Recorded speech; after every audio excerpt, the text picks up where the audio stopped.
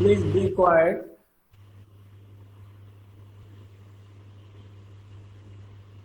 Asato ma sadgamaya, tamaso ma jyotirgamaya, mrityorma amrutangamaya. Shanti, Shanti, Shanti. Thank you, Brother Taneja ji, for your kind words of introduction. Good morning, brothers and sisters, and warm welcome to you all. I am happy at the outset to thank the brothers and sisters of Delhi Federation, which is usually misunderstood as not active. Delhi Federation is not active. But what I see, the lodges of the Delhi Federation, to mention Indraprastha Lodge, Delhi, and with together, they have been arranging weekly virtual meetings for last many months and kept this link connected to the wisdom of Theosophy, weekly virtual meetings for last many months. That indicates activeness of all members, even if they made active to all members also throughout the India, even if they are locked down in the home during such global pandemic period. I am really grateful to both the lodges for giving me this opportunity to speak on our spiritual teacher H.P. Blavatsky on the eve of White Lotus Day. Brothers and sisters, we celebrate White Lotus Day every year on 8th May and resolve to serve humanity and to try our level best to develop a constant attention on the human progression and perfection. And on this day, we convey our greetings and good wishes and love to all the theosophies around the world. And to know why the name White Lotus is, the lotus itself represents the life of man and also that of cosmos. And the white color is the symbol of unity. As we know in science also, unity of all colors manifests into white color. And this HPB mentions in her secret doctrine why this white lotus, what this white lotus teaches us, that she writes, the elements of both lotus and the human being are moving at the same direction, rather developing in the same direction. And therefore she asks us to get the direction from such a lotus flower, and as instructed in the Light on the Path, grow as the flower grows. In this way, let our potential flower, which is within us, which is hidden, grow from within outside. See, we are growing from within outside. That is what it indicates.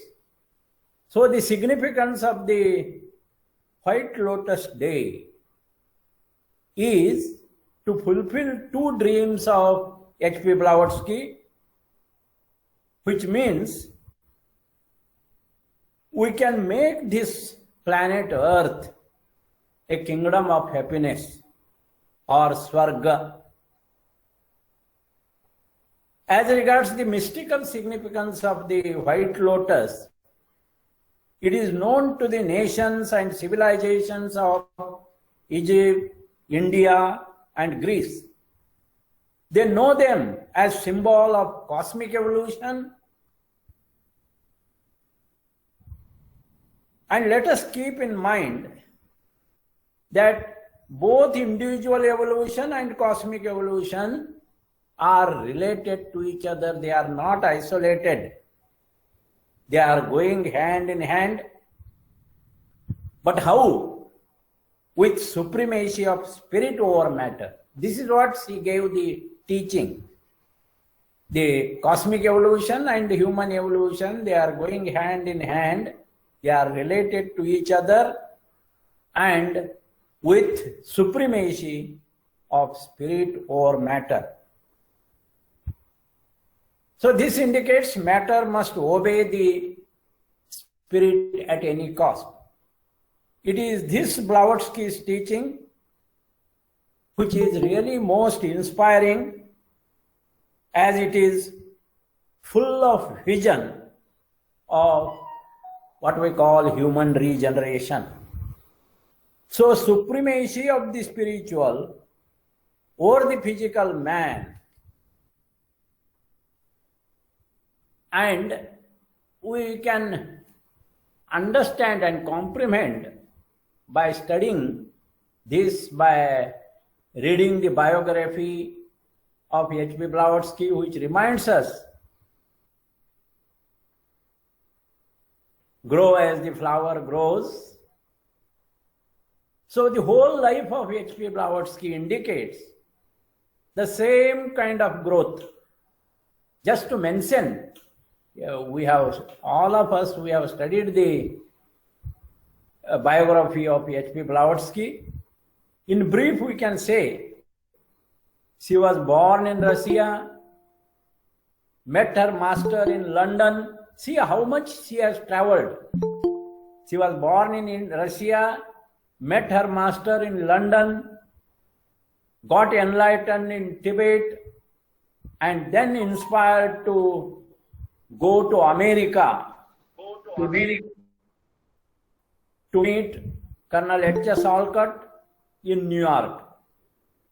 And along with Colonel H.S. Olcott in New York, both of them together inspired to start this, the Theosophical Society. And from the New York, they were sent to India and Sri Lanka. And then they established the international headquarters in Adyar. And finally, leaving behind her literary work to the world to study for all of us, and left her physical body again in London. So if we see this journey of H.P. Blavatsky, her whole life is rightly depicted by the symbol of this lotus flower. As we know, lotus takes its birth in thick muddy ground. It rises into the water, mixed with the mud. Then still further, it grows in clear water. Then finally it reaches the pure air and the sky. And as the lotus rises in the air, it is a little bud enclosed upon itself. But by the light of sun and moon, it blossoms into the lovely lotus with its beauty and fragrance. Such is our mother of Theosophy, Madam H.P. Blavatsky. And as we know, this day, 9th May, is celebrated as the Mother Day. And Madam Blavatsky is mother of Theosophy because she brought Theosophy to the world. So Theosophy is born through her. And as we know, HPV was a completely cultured person. She lived by her vision and died for her mission.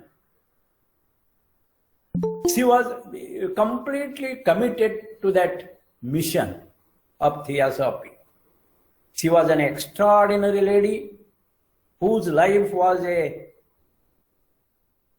really shining example. Shining example of altruism, dedication, and service. Not for herself, but for the upliftment of the world. In this sense, she is really mother of Theosophy. So on this 9th May, being a World Mother's Day, we bow in homage and adoration to her for her help given to the world. Because she really helped for world's spiritual upliftment.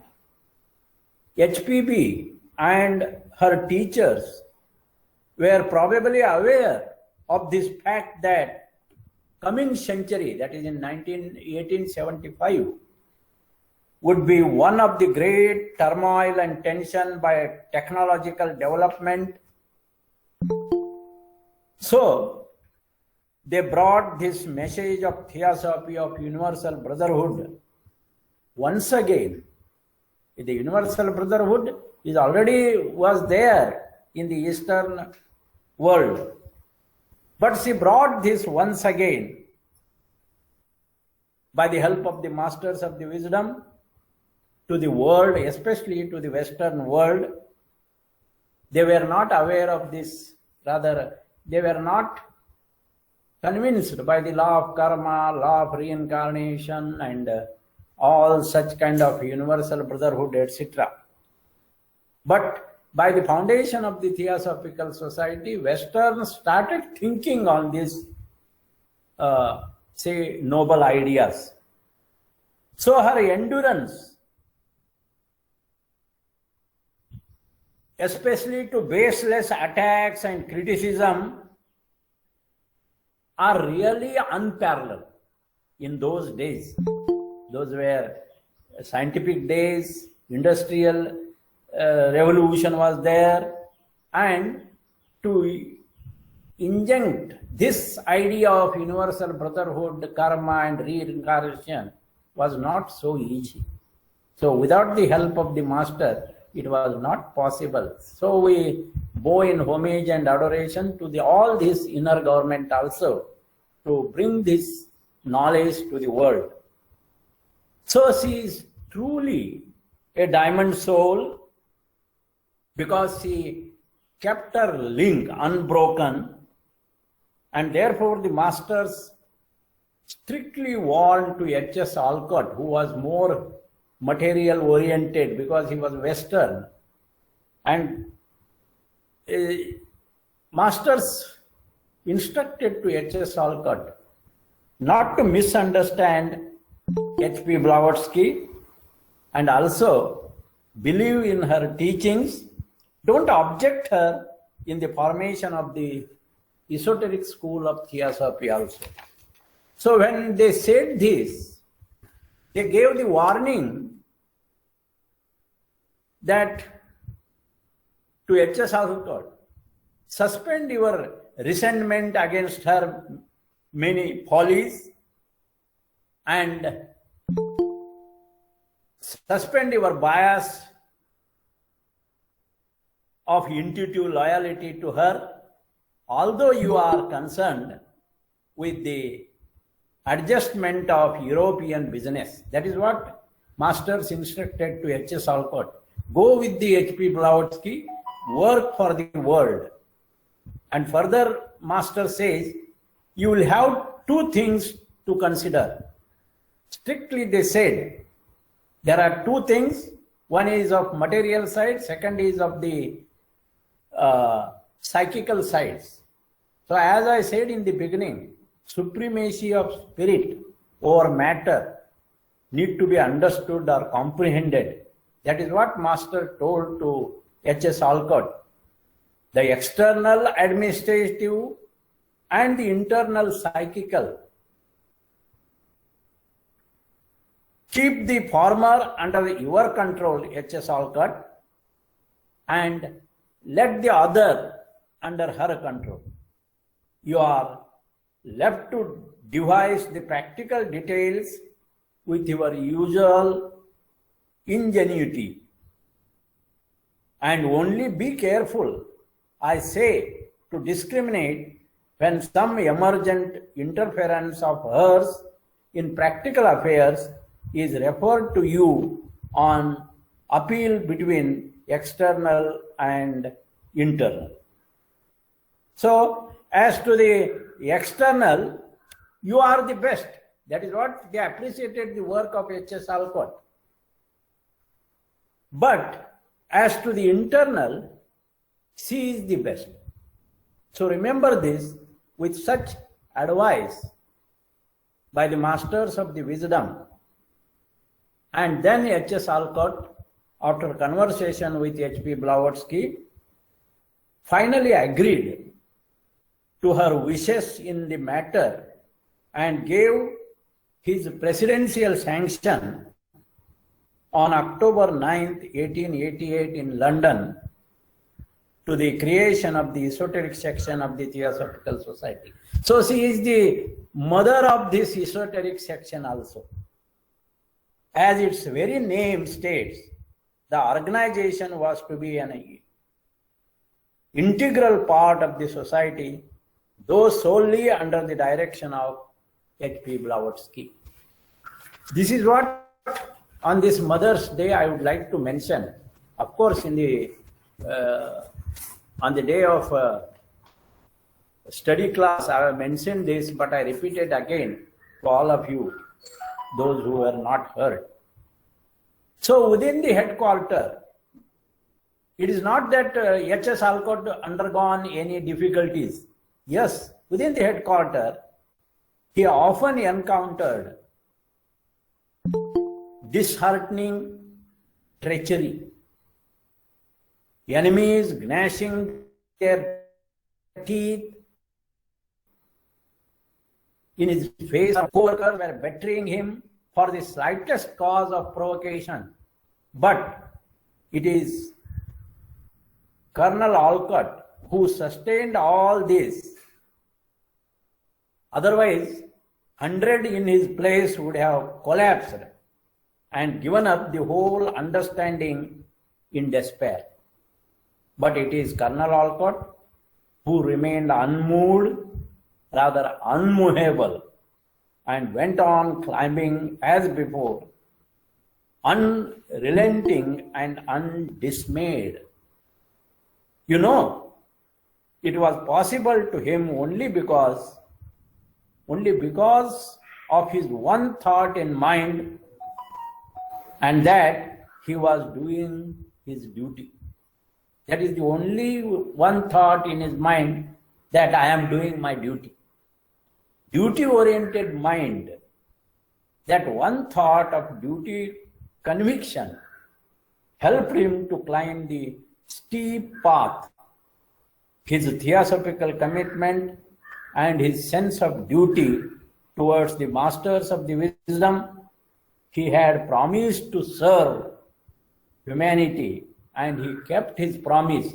It is with this historical information on White Lotus Day, all of us must resolve ourselves not to think and feel evil of anybody, and try to be cooperative, friendly, brotherly, and learn to work together with global concern, not any national concern, etc. With the global concern, we have to take such kind of promise and commitment on this point. This is the important significance of the White Lotus Day, why we celebrate in every lodge. Let me tell you, once we comprehend this teaching and get convinced the supremacy of the spirit, then the physical man becomes most obedient. A willing obedient to the behest of truth, that is one of the golden stairs, naturally sets in him without any effort. It comes naturally. Here we must be clear that H.P. Blavatsky made it clear that she is known for her miracles actually throughout the world, because she became popular because of her phenomenal miracles. But she made it clear, there was no miracle, there is no miracle, there will be no miracle. Whatever happens, happens it along according to the natural forces. And she proved it. And thus, she actually spiritualized the spirituality. And on one hand, she uplifted the humanity towards the spiritual height. And the other hand, she curbed all kinds of material dogmatism and religious orthodoxy.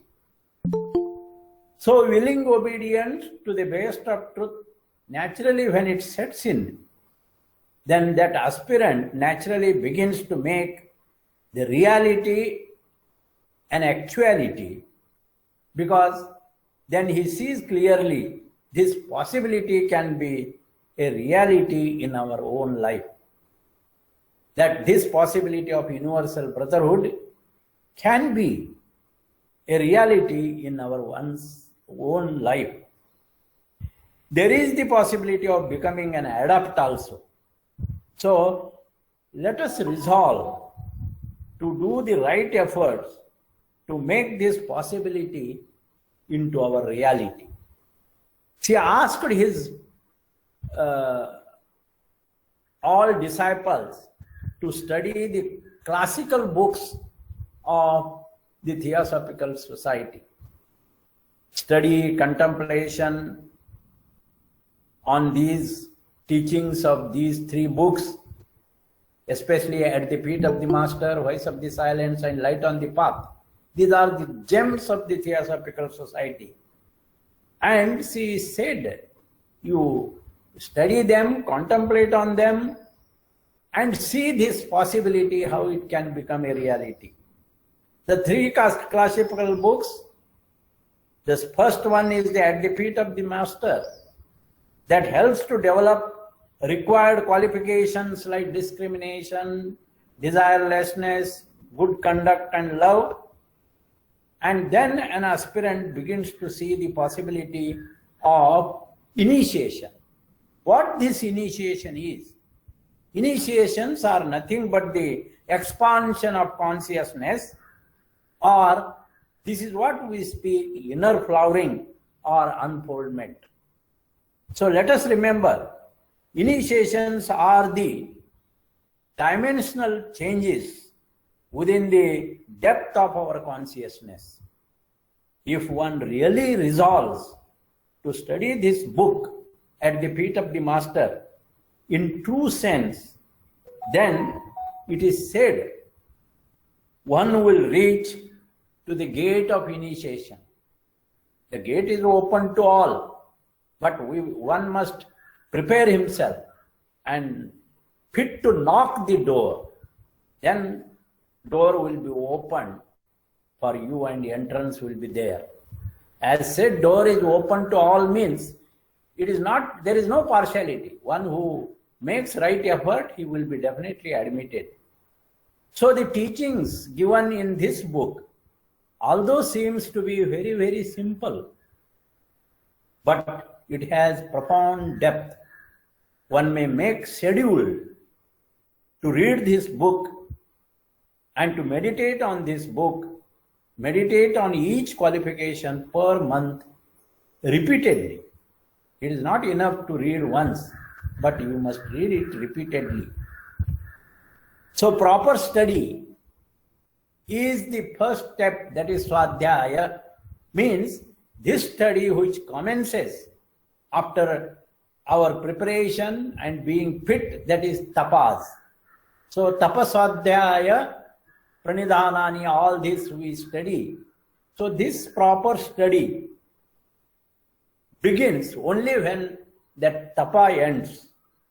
So the daily resolving not to think and feel evil of anyone, it is only then he becomes able to do reflection. Reflection is the best quality of human ability, say. Only man can reflect, and it is only then he begins to reflect. That is contemplation, reflection upon his own shortcomings, and begin to correct them using his sharp and penetrating intellect to find out the source of his own errors. As I said, to err is human, but indifference to error is not human. So he rises to this understanding. It is such penetration of intellect takes him into the realm of intelligence. See, again, the difference between intellect and intelligence. Intelligence becomes his power then. Power to see clearly the false as false, and finds no difficulty in overcoming that illusion or false. It means he gets the courage to drop that illusory thing. So self as separation is illusion, unity is vision, time as succession is illusion, unity is vision, space as dimension is illusion, and infinity is vision. So that is what we say, asatoma sadgamaya tamasoma jyotirgamaya mrityorma amrutangamaya. So all this we must pass from the hall of ignorance through the hall of learning to the hall of wisdom. That is what the basic teaching of HPB through the book Voice of the Silence also. So HPB therefore instructed on her diagram of meditation to meditate logically and consistently on his own state of consciousness. See, we must focus our attention on our consciousness. What is this consciousness? Consciousness is nothing but the contents of our consciousness. My consciousness is the content of my consciousness. And the content of my consciousness is my thought, is my memory, is my knowledge. So if I really logically and consistently meditate on the contents of my consciousness, then perhaps I become able to see the illusory in my thoughts, in my feelings, in my memory, in my knowledge, and perhaps I can take a quantum gem beyond this in the realm of intelligence. And therefore in diagram of meditation, HPB says, acquisition is completed by the conception, I am time and space. I am time and space. I am that infinite, and I am that eternal.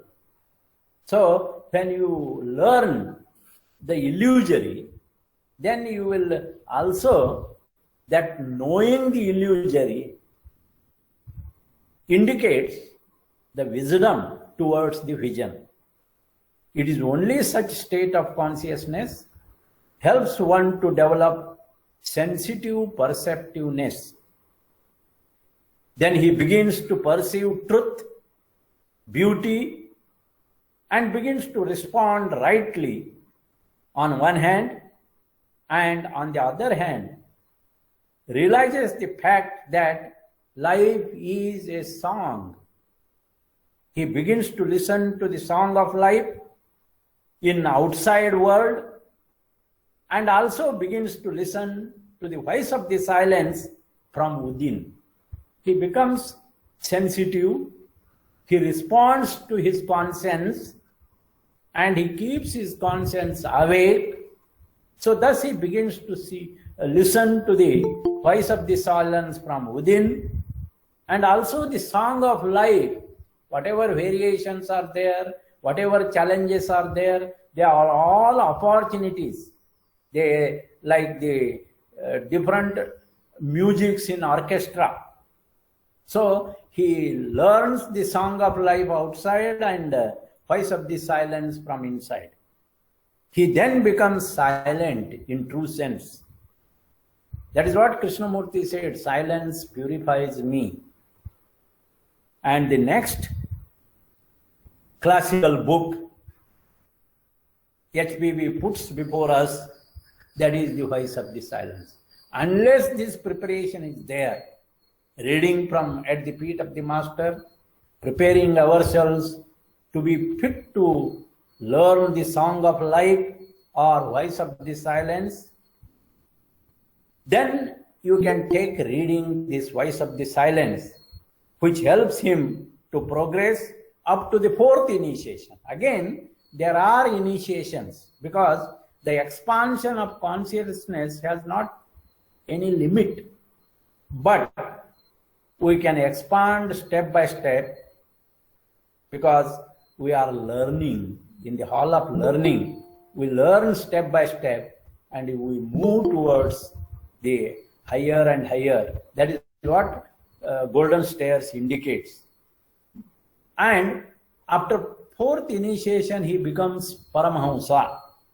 And then only after the Paramahamsa, the last book is the light on the path, because an initiate is instructed in the light on the path to become an adept, and also that light on the path instructions help him further. That is what HPB said. So the purpose of human life, HPB said, is to become an adept. So adept is a perfected one. After fourth initiation, he must obey the instructions given in the light on the path. Then he will be able to become an adept. And to become an adept is the purpose of life. Let us remember, adept is not made, but he becomes through his own right efforts, of course under the guidance of his higher self. Higher self, as we know, it is threefold: will, wisdom and love. Love inspires his wisdom, and such inspired wisdom then gives him right direction to his thought, and that in its turn enables him to do good rather than evil. So on this day, as per her wish, we must study some verses from the voice of the silence also. So I would like to quote one verse which is very important from the voice of the silence. And see, this verse says, we listen it carefully, let thy soul lend its ear, let thy soul lend its ear to every cry of pain, like as the lotus bears its heart to drink the morning sun. Let thy soul lend its ear to every cry of pain, like as the lotus bears its heart to drink the morning sun. Let not the fierce sun dry one tear of pain before thyself has wiped it from the sufferer's eye. Let not the fierce sun dry one tear of pain before thyself has wiped it from the sufferer's eye. But let each burning human tear drop. But let each burning human tear drop on thy heart, and there remain, not ever brush it off until the pain that caused is removed. See, very beautifully, a poetic language it is mentioned. Each of these are very important, and it is the same in the light on the path further said, before you listen, what must be the qualification, before the eyes can see, what must be the qualification. All this, they follow after this. So this is the voice of the silence, where we must prepare ourselves. And I think it is only such state of consciousness has helped us to become a sensitive, perceptive thing. And I am supposed to, I think Madame Blavatsky was born in Russia, as we know, in 1831 and died in England in 1891. So she is the pioneer of esoteric of our age. And what she did actually, that is important to know, because she was a great lady. She did a lot for everyone, and she not only launched the Theosophical movement, that is her message to Theosophy. She also introduced knowledge of Eastern religions to the West, including the ideas of karma and reincarnation. She first showed that all major religions are derived from one original religion philosophy, one religious philosophy. Krishnamurti also spoke about this religious mind, which is very important, which has global concern. She demonstrated that the ancient wisdom was still known. It is not that new things she brought. The ancient wisdom was known, and we have to go deep into it. She presented a portion of that ancient wisdom. A corner of the wheel is unveiled, and only little is given. So it is said, she presented a portion of that ancient wisdom. She performed, no doubt, phenomenon not explained by the known laws of science. As I said, there was no miracle, there is no miracle, and there will be no miracle. All that occurs with the natural laws. She gave the logical basis for morality and brotherhood.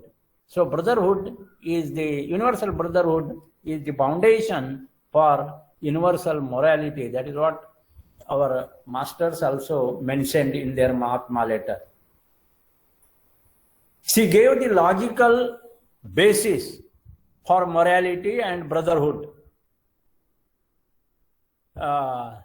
Especially the three objects of the Theosophical Society are very important to think, and she gave Secret Doctrine and all those books we can study in the next meeting which we are going to conduct, the vision of H.P. Blavatsky, in the next meeting on 16th, no, Taneja ji? Yes, sir. Next Sunday. In that we can consider her teachings, etc. But what I want to say here, we are committed to these three objects of Theosophical Society. We are definitely accepted this universal brotherhood of humanity, and we are decided or resolved to form the nucleus of the universal brotherhood individually, in the lodge, in the federation. And we are encouraging the study of comparative religion, science and philosophy. What it means? See, when we study the comparative religion,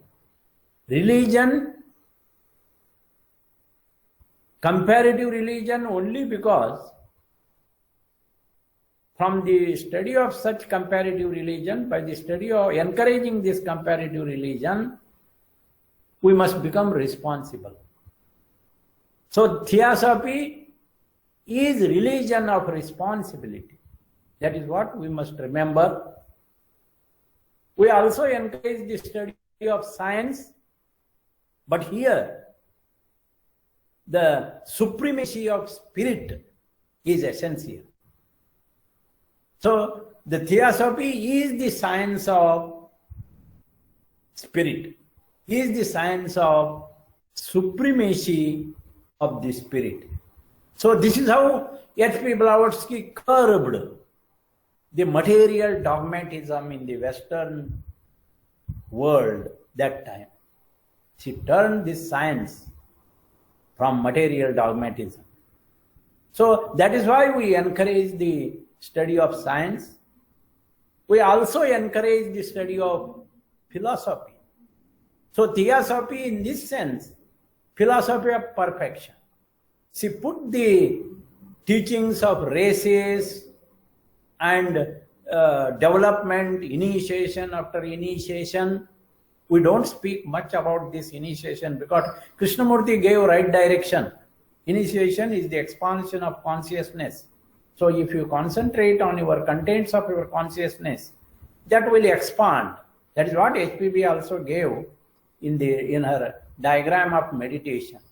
So in brief, we encourage science, religion and philosophy, and therefore the theosophy and the mother of theosophy is our H.P. Blavatsky, and she definitely said theosophy is the science of spirit, theosophy is the religion of responsibility, individual responsibility, and theosophy is the philosophy of perfection. We are imperfect, we are not adepts, and the purpose of theosophy is to become an adept. So if we understand these basic teachings of theosophy, then in true sense, we celebrate this White Lotus Day. This is what the important significance of celebrating White Lotus Day. We all must remember. I think this is my opinion and I have put before you. Hope we will all understand and make theosophy more and more popularized in the world, because it is this which can transform the world. Thank you very much for listening carefully for the 1 hour.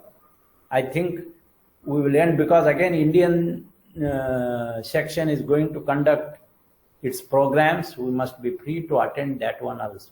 Thank you, Taneja ji, and thank you for all members who attended this meeting.